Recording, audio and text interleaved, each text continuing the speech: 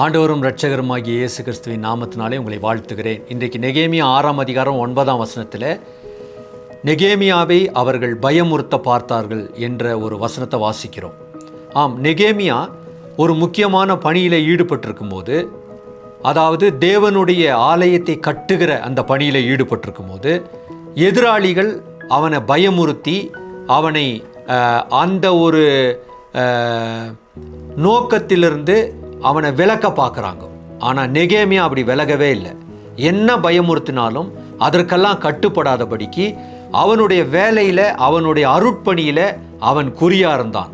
அது அவனை தொடர்ந்து முன்னேற செஞ்சு அவனை அந்த தேவாலயத்தை கட்டும்படிக்காக ஒரு பெரிய காரியத்தை, ஒரு பெரிய அருட்பணியை செய்து முடிக்க கிருபை செய்தது. ஆகவே நம்முடைய வாழ்க்கையில் கூட நம்மை சுற்றி இருக்கிற சூழ்நிலைகளை பார்த்து நாம் பயப்படாதபடிக்கு, மாறாக தேவனுடைய பலத்தோடு நாம் முன்னேறி செல்லும்போது கர்த்தர் பெரிய காரியங்களை நம்முடைய வாழ்க்கையில் செய்வார். நெகேமியாவை போல நாம் திடமனதாயிருந்து நம்முடைய பணியை கர்த்தருக்காக நாம் செய்து அவரை நாம் மகிமைப்படுத்தலாம். ஆமேன்.